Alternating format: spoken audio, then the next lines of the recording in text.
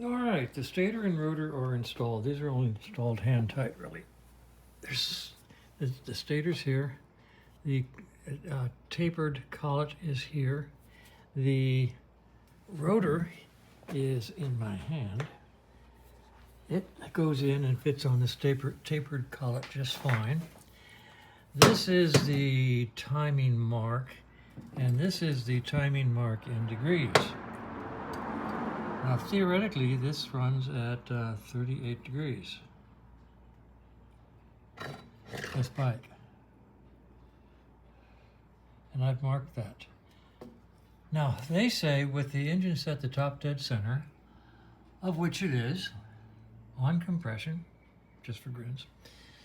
These three coils, I believe, are the coils that generate the AC voltage for the lights and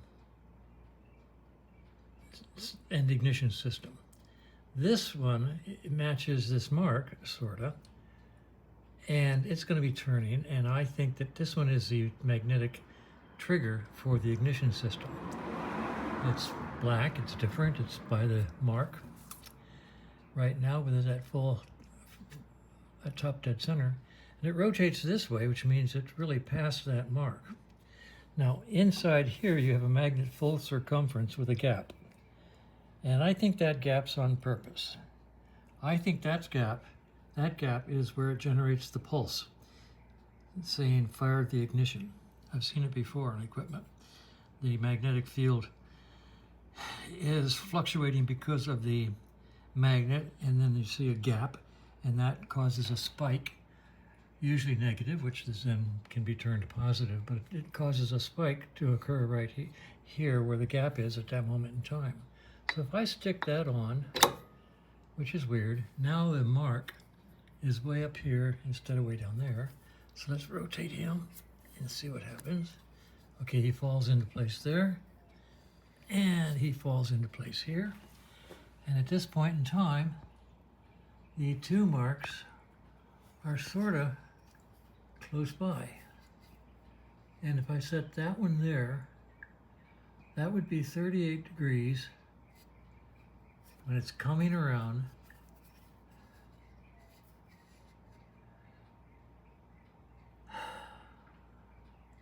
That's what they say.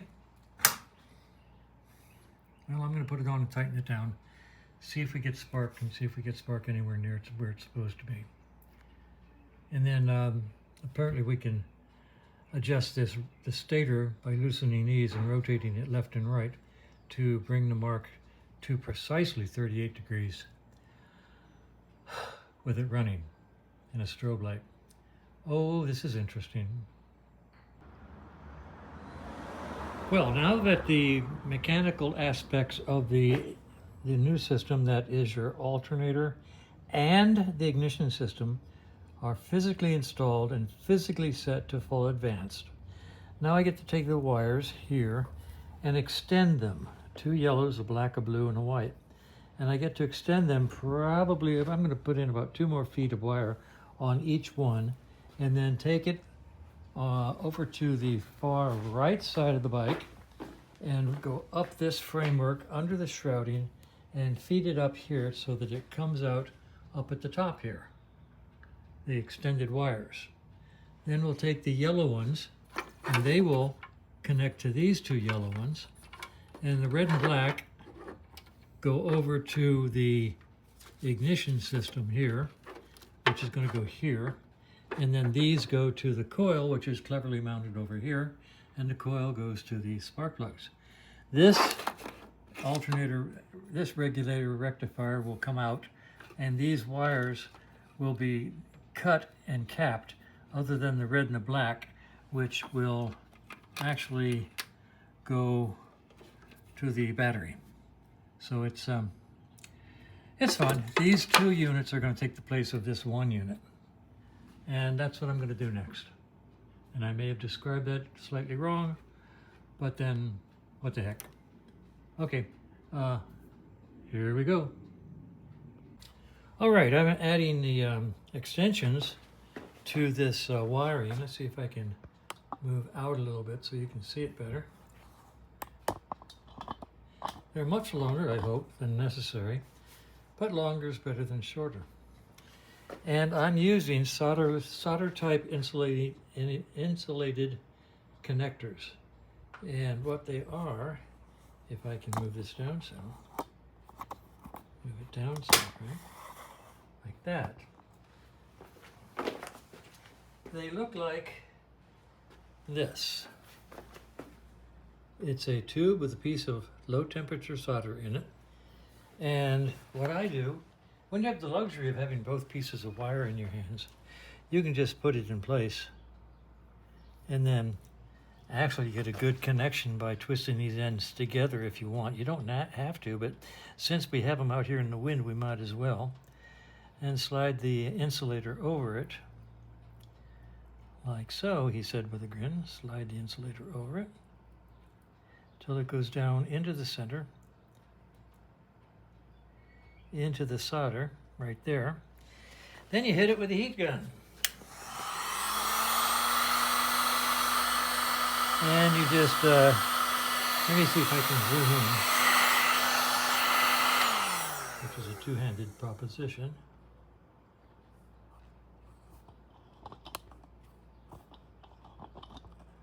There, let's see how that goes.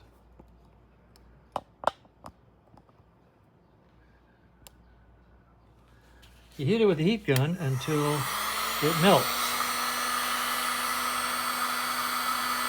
Do the ends first, that way it holds the wire in place. Then watch the solder.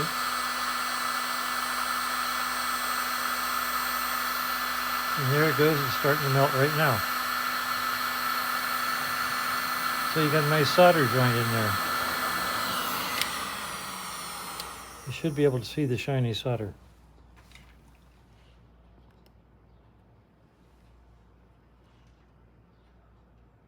So these wires are all soldered inside these connectors. And I staggered them so that when I put tubing over them, I'll get a smoother splice so that they are, let's see if I can zoom out maybe. I don't know. This is not easy. There, sort of like that. When I put tubing over them, they'll be nice and smooth versus one big jumble. So now I'm gonna put about 2 feet of shrink tubing over this and see if I can run it up to the seat area and get that started. Okay, so let's see what I can do for shrink tubing. 40 inches too small, I believe. Yeah.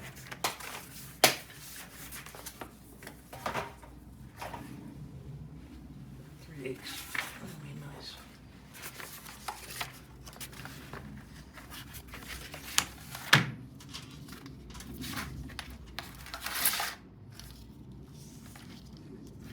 That's a good starting point.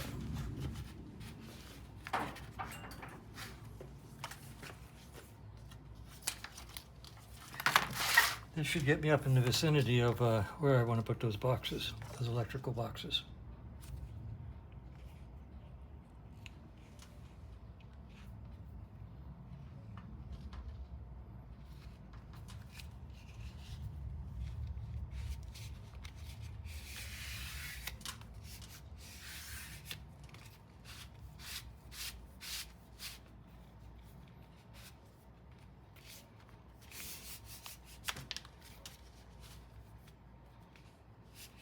If it ever gets sticky like this, you can shoot some,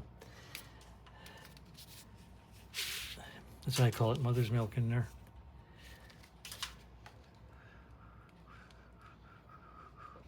Oh, that's cute. I sort of need that blue one. I would like for it to be in there.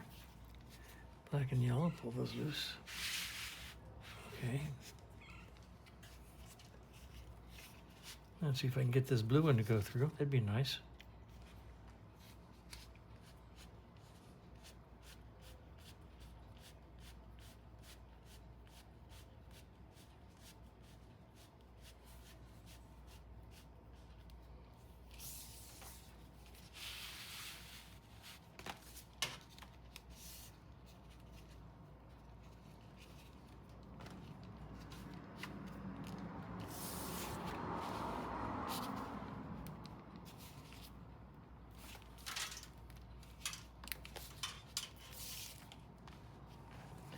All right, so I'll shrink this down and then I'll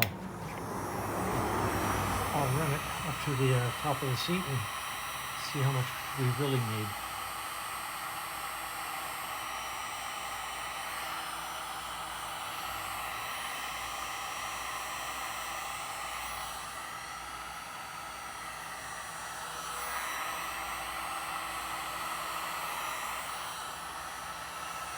I'll only shrink it about halfway in case I've put too much on. I'll be able to salvage the tubing that's not shrunk.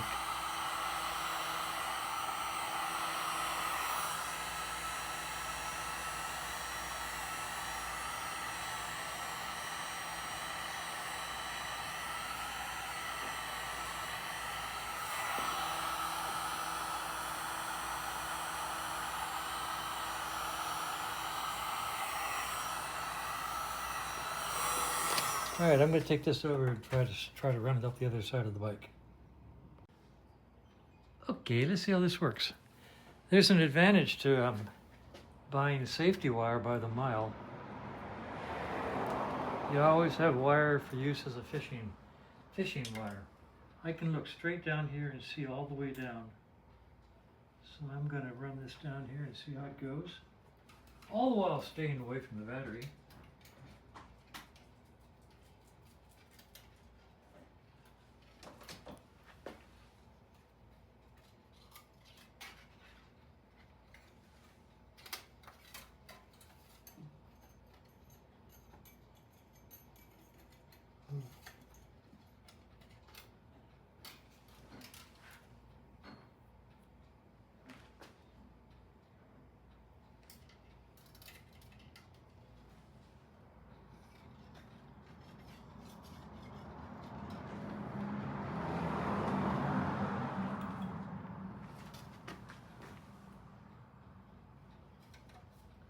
Okay, that's good.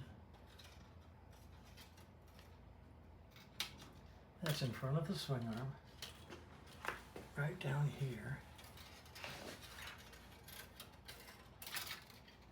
If I put these wires here, I should be able to pull them up gently. Gently, he says, gently.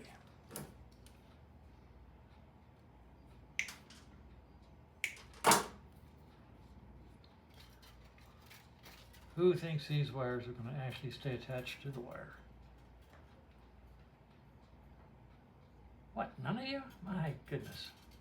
What a bunch of pessimists.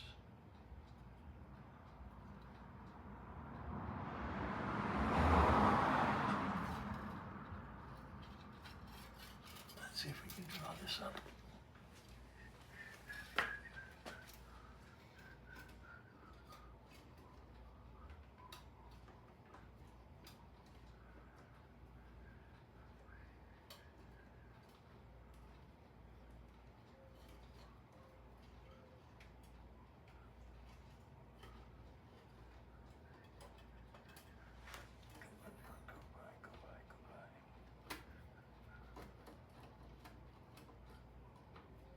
Well, there's only 700 things down there to get caught up on.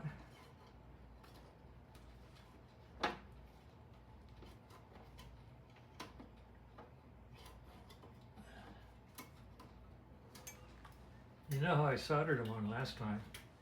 I can do that again if they get persnickety.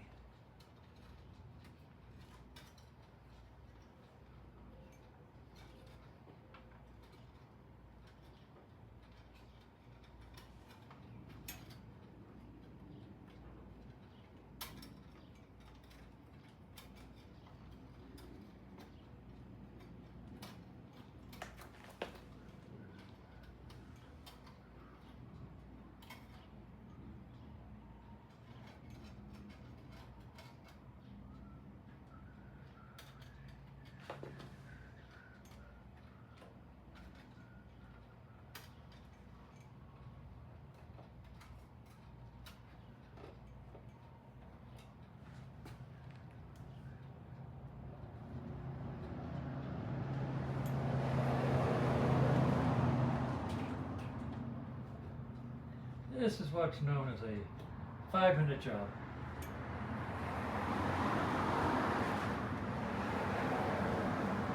And there it goes, baby.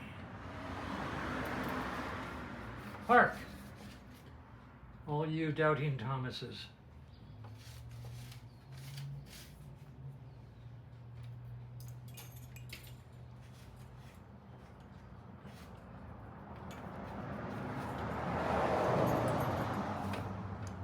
All right. Now I'm going to put a couple of my ties down here on the frame to hold this in place, and then we'll start hooking wires up here. I'll be back. All right, it's going on 5 o'clock and I'm tired. It's a warm day. Might be bringing the cooler in here pretty quick. All these are the wires that go down to our magic system inside the primary. These are the wires that go to the ignition system. These are the wires that go to the rectifier and to the battery. And all I have to do tomorrow is just hook them all together and like that. I can probably just tie a big knot right there and just jam them down in there. And oh, wait a minute, that's right, they actually have to go to each other properly, don't they? Okay, well we'll go to plan B and actually hook all these up to all of these, and then run these to the battery and over to the little sparkler generator, spark coil, and see what happens tomorrow. Maybe we'll get some spark. So that's where we are now. I'm going to call it a day. Still an open opinion on this system. Still don't like their documentation, and we'll see what happens. I'll make it run one way or another, I guarantee that.